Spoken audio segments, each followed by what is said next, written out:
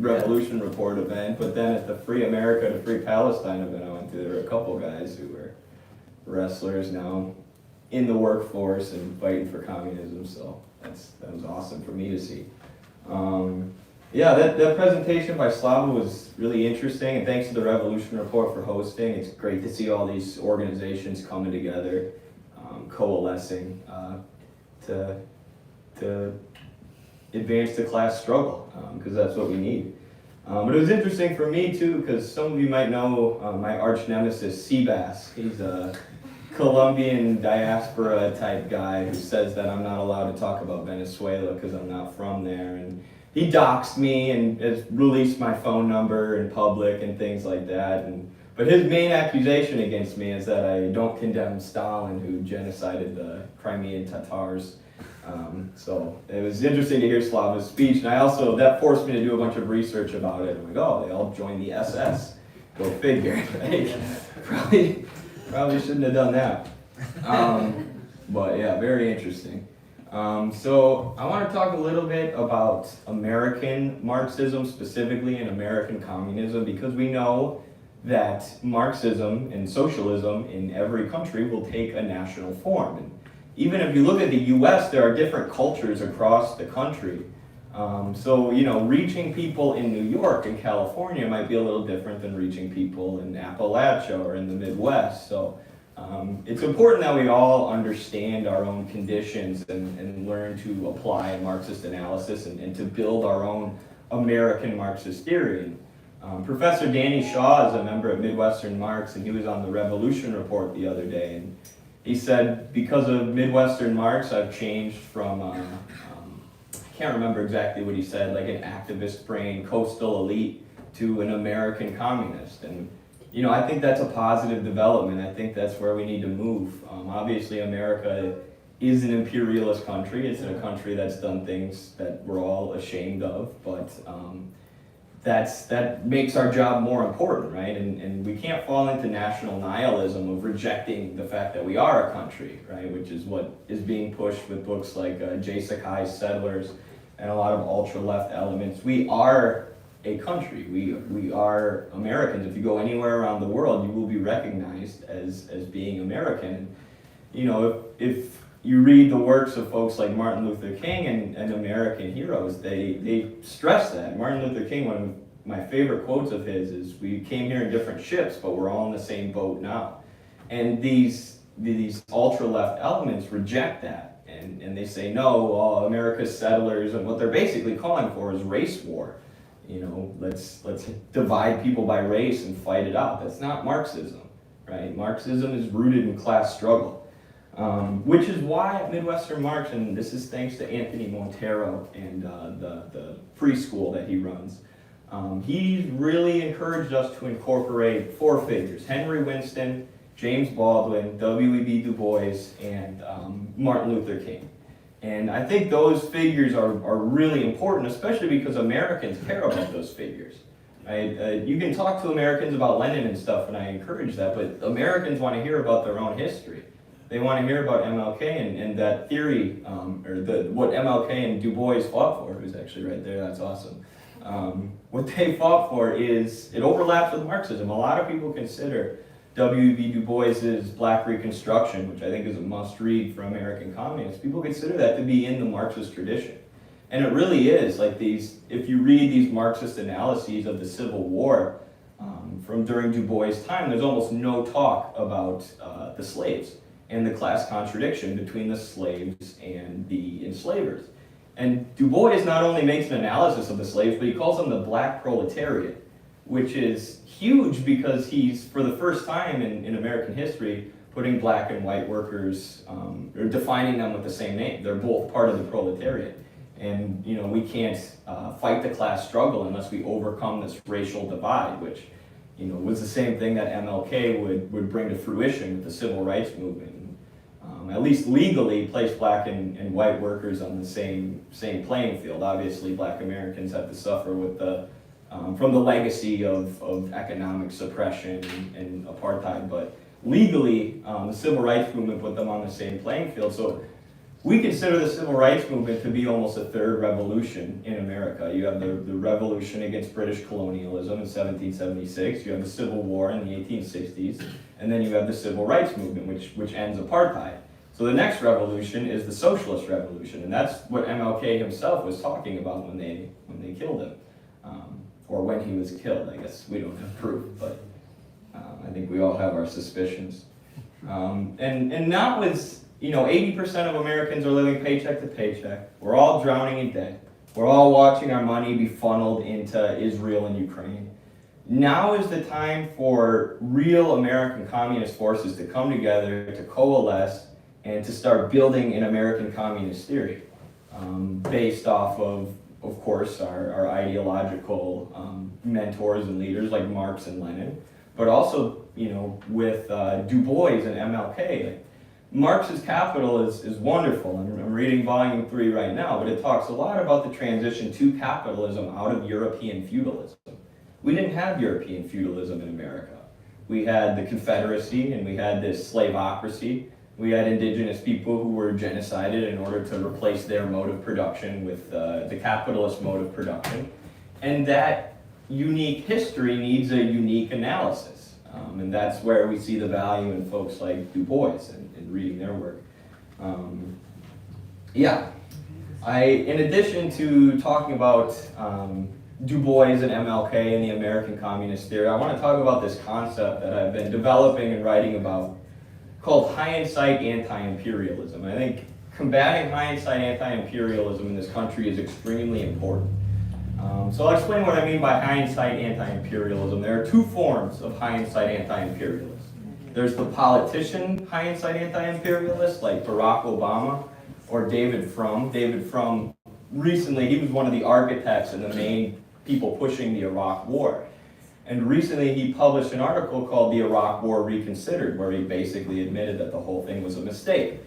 But his goal in doing that was to lie and say that it was an honest mistake, right? We were actually trying to fight terrorism. We were actually trying to fight these bad guys. We just so happened to topple the government and allow ISIS to take power and stole all their oil, right? He doesn't want Americans to see the truth. Obama also called Libya his greatest mistake. But again, he's doing this, he's coming out as an anti-imperialist in hindsight, in order to convince you that it was an honest mistake. He doesn't want people to know that they took out Gaddafi because he had a socialist economic system and because he wanted to set up an African developmental bank, which is the real thing.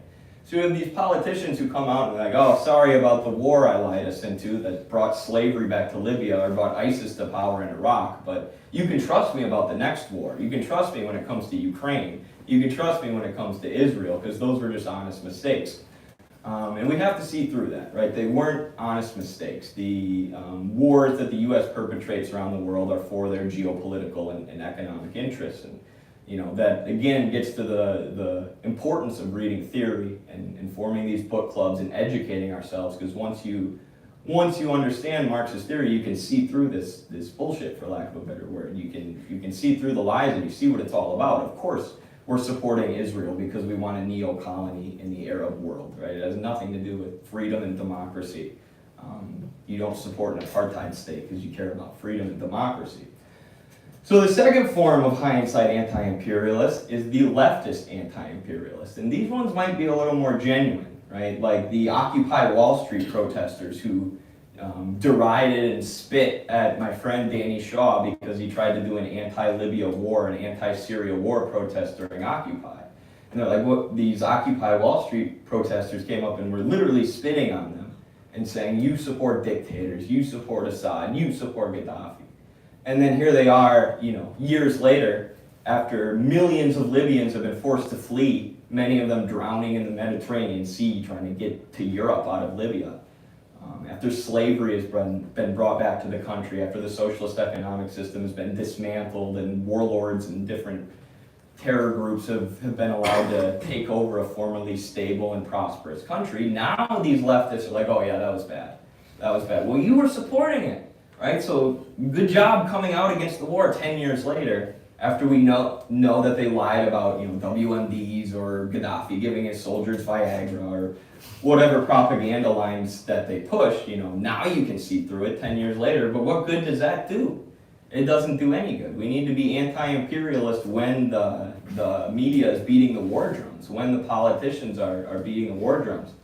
And again, that's reading theory and education and what we call cadre formation too is going to be really important in combating that. So I encourage people to hit the books as much as possible. But when I hear stories like that from Danny about Occupy Wall Street, it makes me realize how rapidly and how much things have changed. Now you're having these giant anti-imperialist events, like the Free America and Free Palestine event, or this obviously isn't a giant event, but look at all the people in this room who are anti-imperialist socialists. And I don't know that this would have been possible that many years ago, and I wasn't around, but it's a sign of the times that there's a more mature, less infantile communist movement forming in this country. And that's where we should get excited and take part in advancing the class struggle. Educating each other and educating ourselves. Because a real Marxist-Leninist movement is emerging in this country. It's finally happening. And we need to be there to keep pushing it.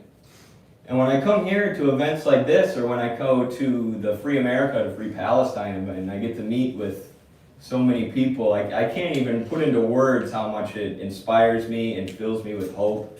And just fills me with happiness. Not only to know that the stuff that we're doing at Midwestern Marx is having a positive effect, but just to know that there are people out there who are also educating themselves, who are also dedicated to the struggle, who aren't hyper obsessed with identity politics, who aren't anti-imperialists in hindsight, who are willing to do the reading and do the hard work that we need.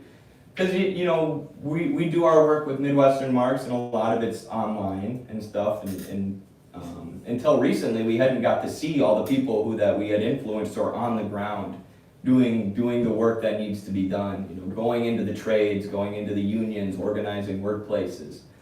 And to see that we have so many people in our community who are doing that, I'm like, wow, we're really actually doing something here. This country is actually going to change. It's inevitable. The real movement of history is actually coming. Yeah, and it's also nice to see how many people are also fed up with the ultra-left elements that I am also completely fed up with. If you want to be a Democrat, go join the Democratic Party. But if you want to be a communist, you got to be a communist. And the American people are ready for Marxism, right? They love railing against the banks. A giant percentage of Americans don't trust the media, they don't trust our government, they recognize it's corrupt. So that's where we need to be there to meet them with a uniquely American communist theory. And it's not going to be telling them to read Settlers and move back to Europe, right? It's going to be talking about figures like Du Bois and MLK and what they did to advance our country, to better our country, to move it forward, creating the conditions of today. And creating the possibility of socialism today. There was no possibility of socialism in America before the Civil Rights Movement because they just had workers divided by race, right? But because of that, we now have the possibility for a real socialist movement in our multi-ethnic, multiracial country. So like I said, we have this theory that we call the American trajectory. It starts with the Revolutionary War, that's the first American Revolution, then you have the Civil War, and then you have the Civil Rights Movement, and the next revolution is going to be the Socialist Revolution. And I think that's a really important theory for reaching Americans. I tell MAGA people that we need to recapture the spirit of 1776 all the time. They're always like, yeah. They love it. I wrote recently in my defense of the MAGA communism strategy article about my wrestling coach, who's one of the greatest American wrestlers of all time. He just rails against the banks to me all day. He's like, think how much money you pay to the banks for your house. What do they produce? What do they provide? nothing. He's like, we don't need them, we don't need our politicians, and it's like, yeah. And before he was scared of the word communism, right? But now he knows I'm a communist, he knows I'm a Marxist, and he knows we're in agreement on 99% of things. So he's much more open to these ideas, and that's all we got to do is reach people with this theory. And also, it's important to be a good and upstanding member in your community too, so that you can gain people's respect. Right? People will trust you, or they'll be more inclined to listen to what you're saying about politics if they know that they can trust you and they know that you're an upstanding and respectable person. So, which is another thing that I've noticed recently. So many dedicated leftists recently who are really committed to reading the theory, being upstanding members of their community, and I think Chris Halali is a fantastic example of that for all of us. So that's really encouraging as well. So yeah, I guess that's all I got to say. But read Du Bois, read MLK, read Marx and Lenin.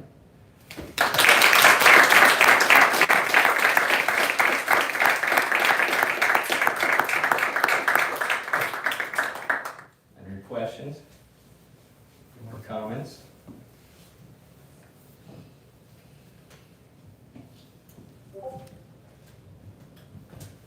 I was just curious, you talked a lot about settlers, and I was wondering your opinion on the theory of settler colonialism. I think it's a theory that applies to Israel, where there's an active process of settler colonialism going on, where you have these radical fascistic settlers literally pushing Palestinians out of their homes and just stealing their homes. But I talked to some indigenous comrades at the Free America to Free Palestine event. They're like, that's not what's happening to us anymore, right? What they want is development, economic development, and political sovereignty in their areas, right? They don't want for all the white people to start labeling themselves as settlers and move to Europe or whatever. It has, all that does is inflame racial conflicts, to be honest. What they want is development, because they're indigenous people and people of every kind of background are living under capitalism. We're all dealing with the same exploitation and deindustrialization and financialization and debt trapping. It's the same for all of us, no matter what color we are. So it's like MLK said, we're all in the same boat now. So I think settler colonialism is fine as a concept. I think it's a concept that applies to America during the indigenous genocide, but that was over 200 years ago, the conditions have changed. When you talk about things kind of like for example, you mentioned how Black Americans specifically are still dealing with the economic realities of slavery and of Jim Crow, but you don't, or at least it didn't seem like you were talking necessarily as much about the systemic oppression that occurs in the modern day and how indigenous Americans are still being relegated to reservations that are kind of, I would say, intentionally bad.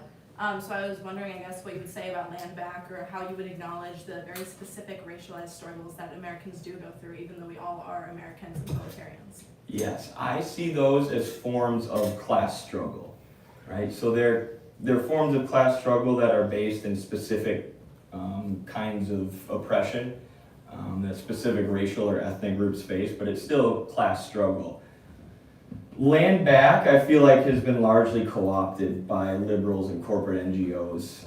The land back NGO specifically is being funded by Jeff Bezos and Amazon, and they're using it almost as a way to try and control the market and gain control of more areas. So at least based on what my conversations were with the indigenous comrades last week, they were like, we want economic development and political sovereignty, but we don't agree with this whole land back thing. For one, because it's been co-opted by corporations, and two, they feel like that land back just means putting them on reservations, which, like you said, haven't worked. They're not economically developed regions. So what they were saying was like, we want jobs, we want political sovereignty, we want to better our economic conditions. We don't just want to be placed on a reservation by ourselves, separate from everybody else, with no economic development or and all the issues that we see on the reservations today. So Yeah, I had a question about, I don't know how much you've been following the convention of the CPUSA in Very the good. context of, American Marxism. By all accounts, it's been a bit of a clown show, pushing through resolutions or essentially tabling resolutions that are going to get passed that essentially just tie them to the Democratic Party. They published a piece recently that attacked you guys, lied about someone that we're on good relations with. What do you make of them, and what do you think the next decade or so looks like in terms of a real American communist movement and the party? Yeah, I gotta be careful what I say, but CPUSA doesn't follow democratic centralism anymore. It's a cult of the National Committee. It's a cult of Joe Sims. I'll just say it. The second genocide Joe. He runs it like a cult, and every year at the national convention he overrides the anything that goes against supporting Democrats, and then he'll purge those people from the party shortly after. And that's what I think we're going to see again. There's lots of information from people at CPUSA coming out about the convention now, and they did the same thing. There was the vote on Resolution 5, whether they should support Democrats or not. And basically, the consensus was that the vote, they did a vocal vote, a voice vote. They didn't actually count the voters, but the impression of the people there was that the anti-democratic side won, because you have there was just a big coalition of people who don't want to support the Democrats, especially with the genocide that they're sponsoring right now. And what they did was they said it was a tie. They tabled it, and then they gave the final decision to the National Committee, to Joe Sims and his cronies. And of course, they're going to vote to support Democrats because that's what they've been pushing for the last 20 years. That's their whole political basis. It's like, dude, if you want to be a Democrat, go join the Democrats. We're communists. But yeah, something needs to be done. Something is being done. Like I said, the real movement of history is happening. We're getting more and more real, dedicated communists involved who are wary of this BS that's going on. It's not going to last forever. That's all I'll say. And it's not going to last very much longer. Anything else? Sweet, thank you.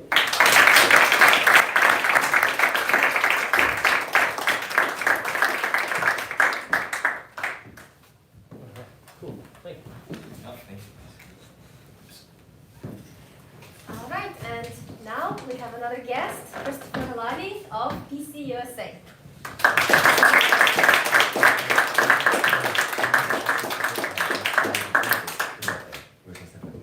Oh, You got a slide?